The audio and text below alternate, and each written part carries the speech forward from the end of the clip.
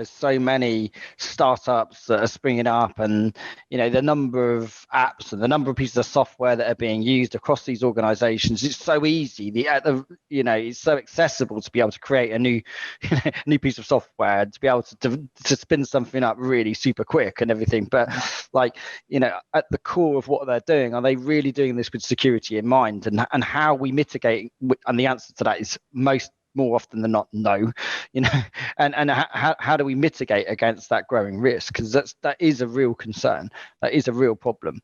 And I think you're absolutely right. I think that we need something that is relatively low touch, some mechanism where we can say that it meets this standard. It has been, it's been through these tests. It has been validated in some way, shape or form. So we know that at a fundamental level, they have designed this and they have got a secure, they've done this thinking about security from the ground up, because we need to have those standards. It's real, and it should be global as well. It shouldn't be just, it has to be a global standard.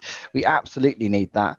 But I'm not convinced that a government agency, as you say, is the right mechanism to deliver that. I think it needs to be a bit more streamlined, perhaps.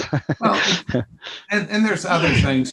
The government works best in kind of, when we see, I heard the concept, Richard A. Clarke talks about in his last book, The Fifth Domain, he and his co-writer, Rob Kanaki. But the government works best in kind of these nudges, right? It's like, let's nudge and let's incentivize. And one of the things that, in the early days of technology development, the government incentivized that by giving them some limited liability, right? And I think, we may be coming to a time where, we need to rethink that. Should they not be liable for flaws? And when we're talking about software, our transportation system, our planes, our life support systems, your water systems. This is it. The recent incident was it Florida, where you had the water treatment plant that was and it's like how can we we're going to need to get really serious about this stuff. We do, and it can't. I think there's some premise that we can do it by industry, but I don't think so, because the problem is when you have very large suppliers of services and software and technology, it goes across industries. So you can't rely on the regulatory structure, say within banking or within insurance or within energy. Whatever, it's got to cross all of those segments. I agree, and I think if such an initiative were to make it off the ground, I think the other thing that would have to be of paramount importance, that it was accessible and was, I wouldn't go so far as to easy, because I think one thing that you wouldn't want to do is eliminate all the innovation and all these really smart startups that are coming up and popping up in the security space. And I wouldn't want it to be an inhibitor. I wouldn't want this to be something that only the really big companies could actually adhere to, because there's some fantastic vendors, fantastic technology out there, and I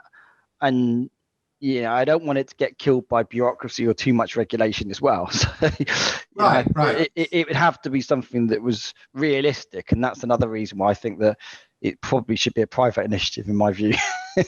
But interesting, really interesting. I think we've seen many professions where self-regulation works very well, right? And I do, and quite honestly, when I talk to my friends within different large companies.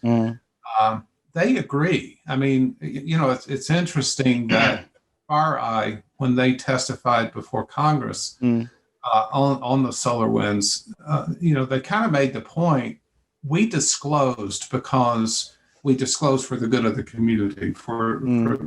But there was no law requiring us to disclose that we had an incident whatsoever. And I think, the example there is, they did the right thing because they have integrity or corporate integrity. They have the right corporate culture. And I think private industry can stand up to that. Right, I agree. Through reasonable disclosure policies and things like that.